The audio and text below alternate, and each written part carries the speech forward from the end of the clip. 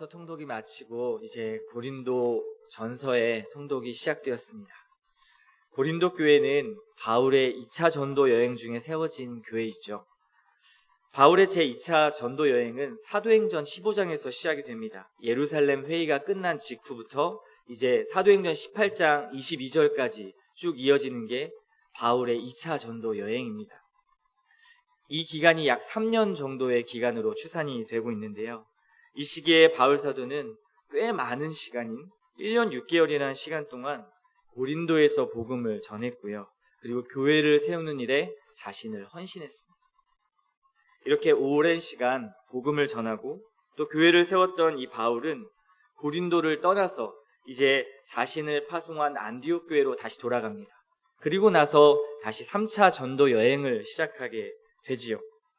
3차 전도 여행에 대한 기록은 사도행전 18장부터 21장까지에 기록되어 있습니다. 이 기간 중에 바울 사도는 가장 많은 시간, 3년이라는 시간 동안을 에베소 교회에서 사역을 하게 됩니다. 이때 바울 사도가 에베소 교회에서 사역할 이 당시에 여러 경로를 통해서 고린도 교회의 소식을 계속해서 전해 듣습니다. 교회 안의 지도자들을 중심으로 해서 분열이 일어났다는 소식, 그리고 음란과 부도덕과 그러한 여러 가지 그리스도인이 하면 안 되는 그러한 여러 가지 일들을 하고 있다라는 소식이 바울에게 들려졌던 것입니다. 그래서 바울은 이러한 현실적인 문제들과 함께 그들의 은사 사용에 관한 문제나 아니면 바른 성찬의 시행, 또 세상 법정에 그들이 소송하고 있다라는 그 소송 문제, 그리고 심각하게 교리를 훼손하는 이 부활과 관련된 문제들을 이 고린도 전서 서신에 다루고 있습니다. 그리고 이 편지를 쓰므로 그 고린도 교회에게 자신의 사역과 그리고 자신이 해야 될 그러한 임무들을 완수하고 있는 것입니다.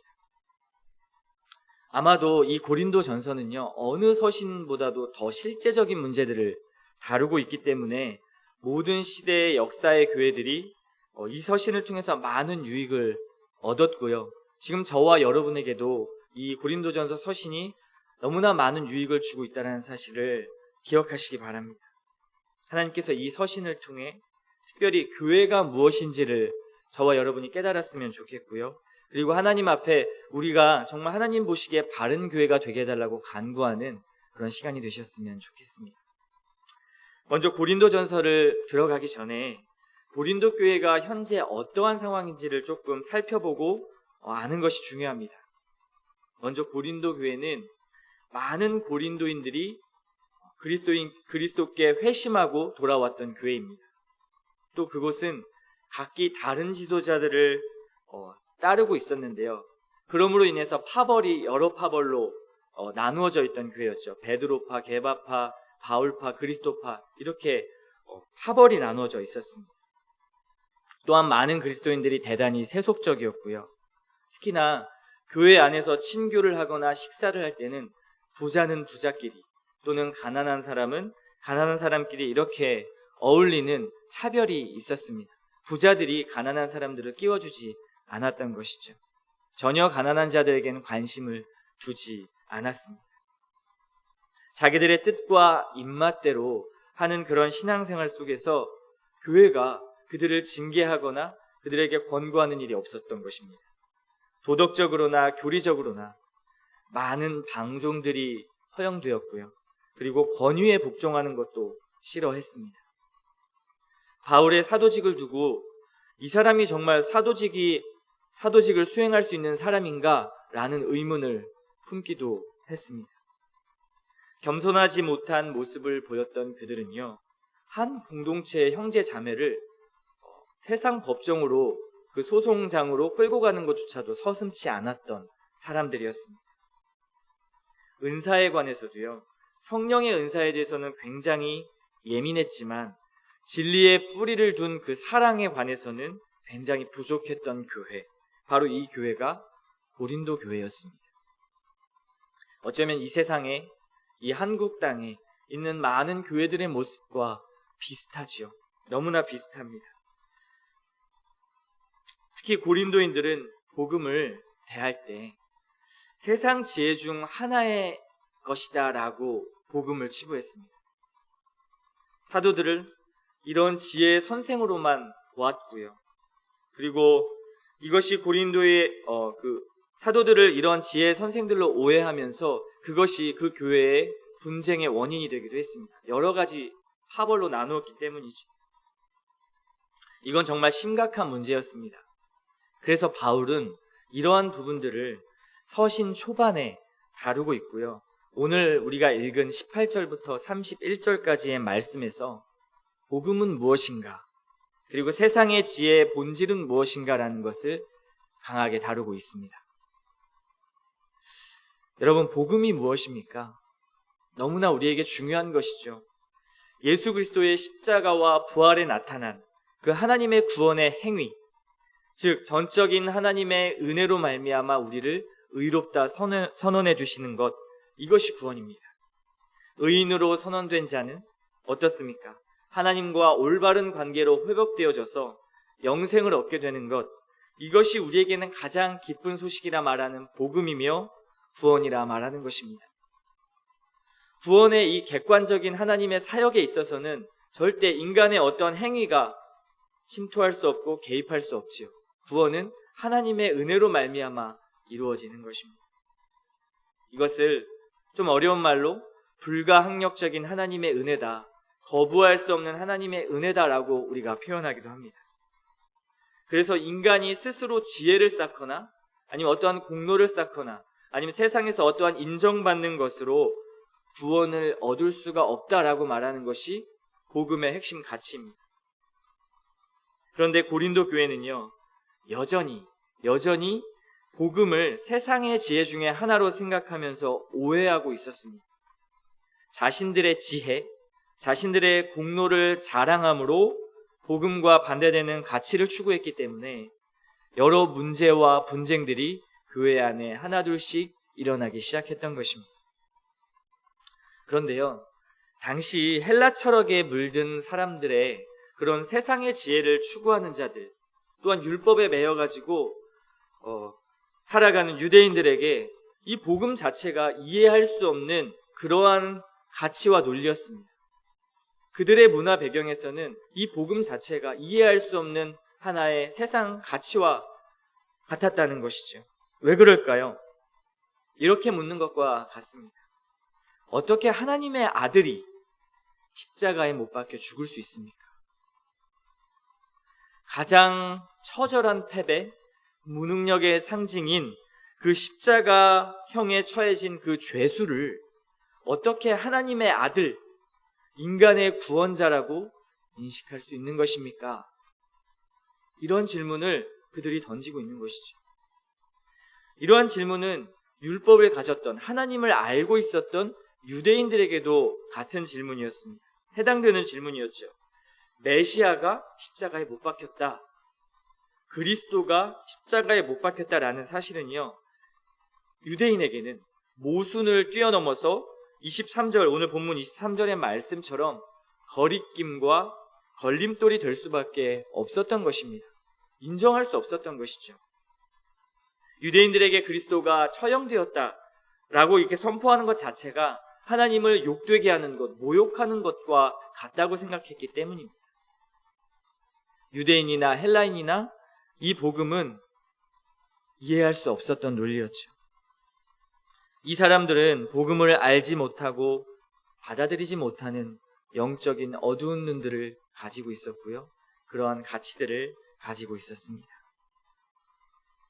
그렇다면 이렇게 세상의 지혜로 판단하기에는 미련한 것이고 걸림돌이라고 판단할 수밖에 없었던 이 복음이 오늘날 더욱 최첨단 시대를 살아가는, 그리고 수많은 종교와 가치로 살아가는 우리들에게 어떻게 이것이 구원의 사건이며 생명과 사망의 갈림길에서 생명을 허락하는 그러한 믿음으로 깨달아 알고 믿을 수 있을까요?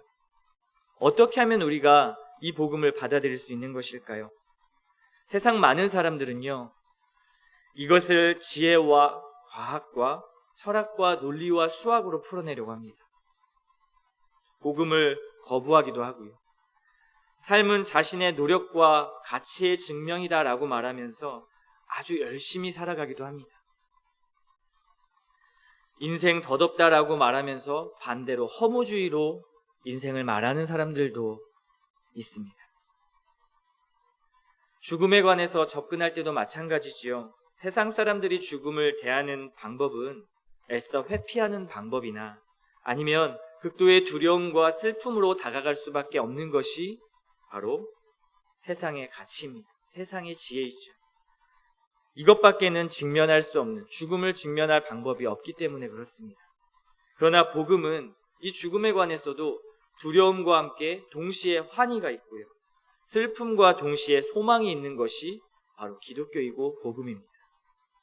이것은 세상의 지혜로 설명할 길이 없지요. 또한 인간의 지혜로도 이것을 이해할 수 없고 풀어낼 수도 없습니다.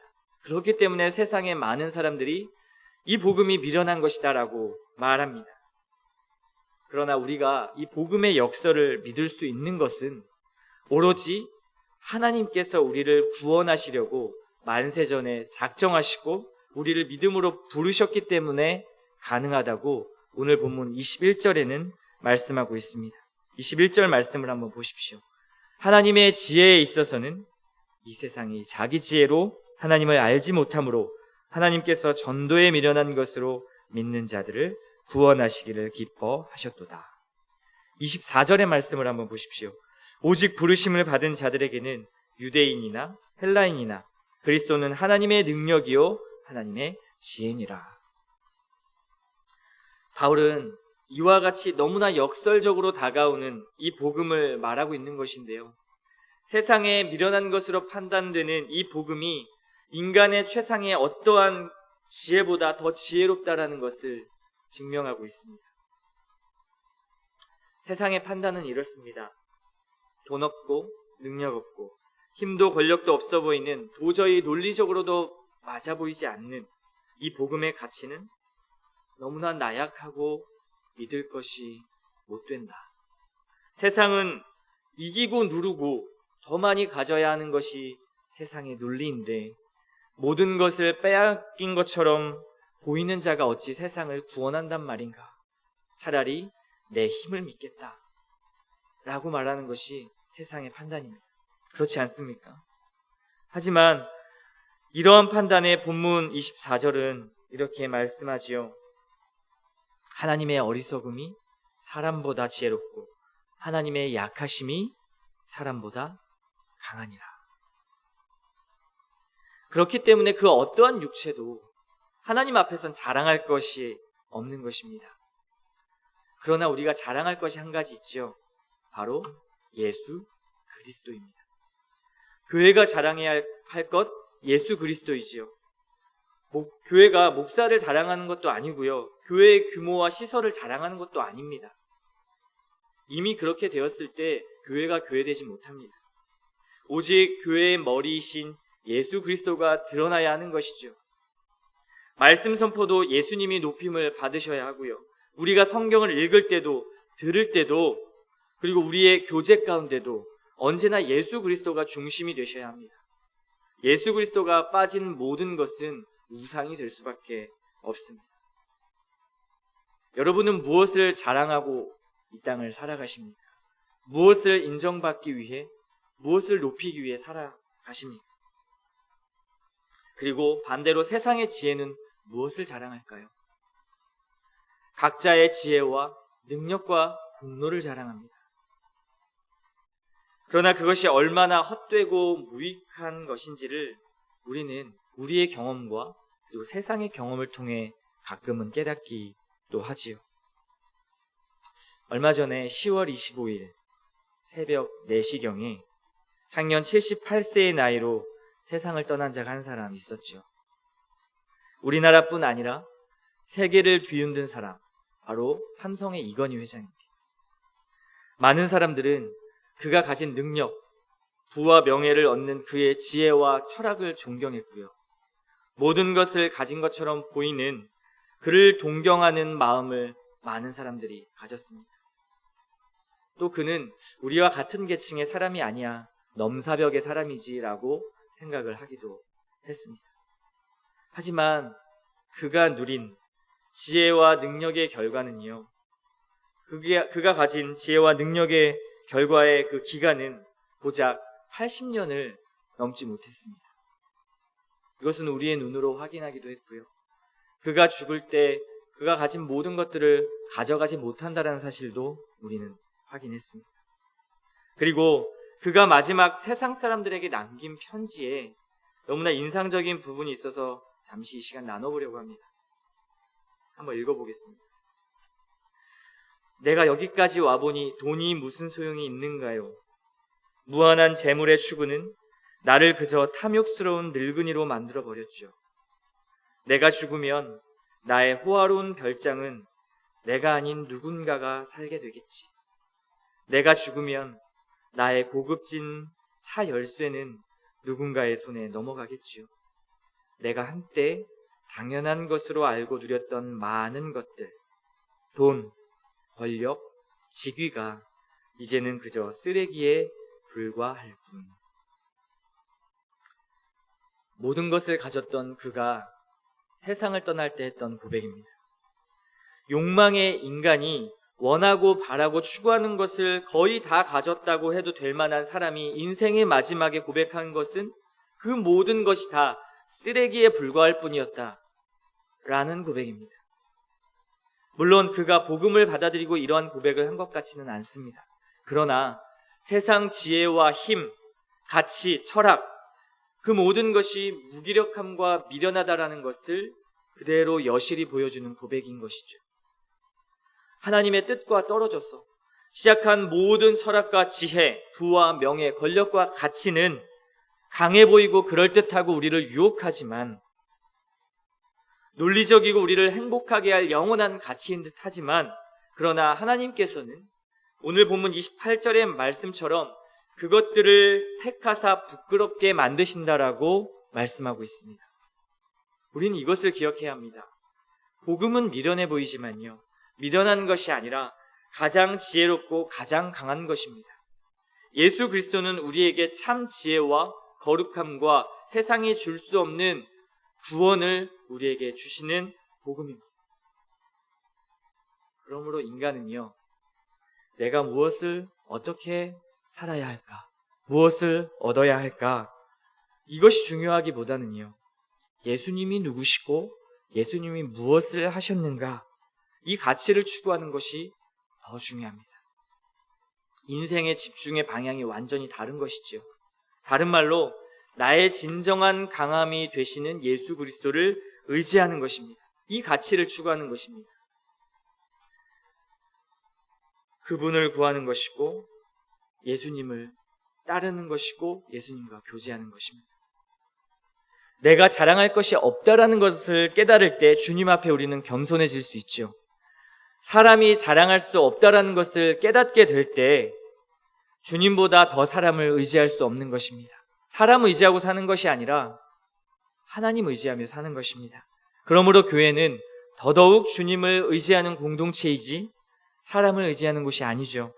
사람은 사랑과 위로로 교제하는 대상일 뿐이지 의지할 대상이 아닙니다.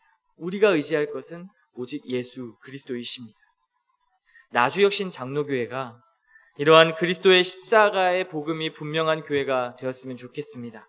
저와 여러분이 예수 그리스도만을 붙잡는 그러한 신실한 믿음의 사람들이 되기를 소망합니다. 그러므로 그 십자가의 지혜로 나는 죽고 이제 그리스도가 존귀하게 되기를 그렇게 간구하는 이 아침이 되셨으면 좋겠습니다. 이것이 우리가 구해야 할 참 지혜입니다. 오늘 본문 1장 25절의 말씀을 모두 같이 읽고 말씀을 마치도록 하겠습니다. 1장 25절입니다. 하나님의 어리석음이 사람보다 지혜롭고 하나님의 약하심이 사람보다 강하니라. 이 말씀을 믿고 참 지혜를 쫓아 사는 저와 여러분 되기를 소망합니다.